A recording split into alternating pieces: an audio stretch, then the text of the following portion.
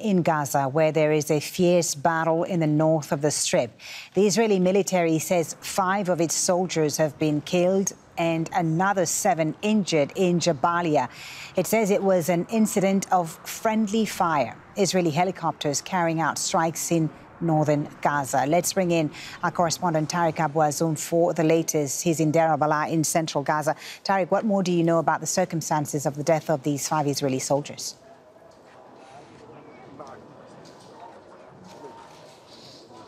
Well, what was happening, in fact, fully in Jabalia refugee camp is that the military started to deeply push into the heart of the Jabalia refugee camp in order to militarily dismantle the military capabilities of Hamas movement, as they have been claiming before. But the battles there have been described to be the hardest and the deadliest ever, because the level of confrontations are extremely high, specifically that the military wing of Hamas has been releasing different videos showing attacks being carried out against the Israeli troops and different ambushes being made by the Palestinian fighters. They managed within the past 24 hours to trap dozens of Israeli soldiers, killing 5 at least of them, while 7 others being wounded. But the Israeli military has justified the killing of those soldiers being hit by a friendly tank shell fire, which means that the Israeli military has been under intense military pressure in that camp, which is considered to be one of the strongholds of Hamas movement in that area. So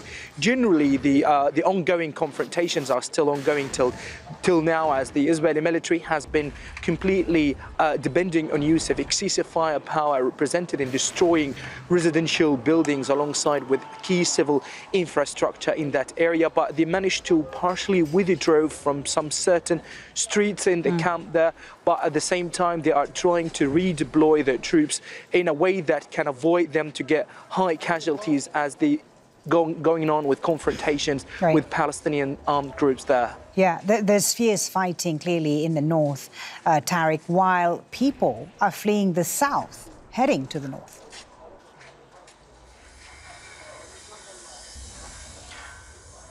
Yes, according to the United Nations, at least 600,000 Palestinians have fled from Rafah district since the beginning of the military incursion for the city, while only in the past 48 hours, at least 150,000 others being fleeing from that area, as more controversial military evacuation orders being passed to the residents of the central areas of Rafah, as the Israeli military has mobilized more troops in order to expand the fighting to reach this area, despite the Israeli description for the operation to be limited. But what is happening is using collateral destruction in the eastern portion of the city, where confrontations are still ongoing there. Within the past couple of hours, more attacks on Rafah district, where 4 Palestinians have been killed from the same family in the western part of Rafah. And also the military has dropped leaflet in the western areas of Rafah district, close to Al-Mawasi area, for Israeli captives, calling for any kind of help to get them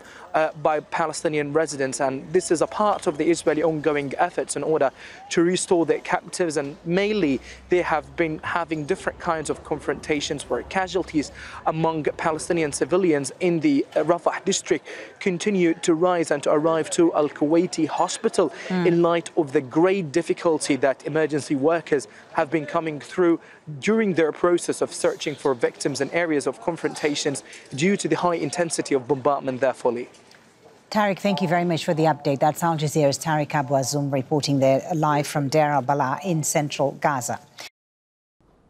Make sure to subscribe to our channel to get the latest news from Al Jazeera.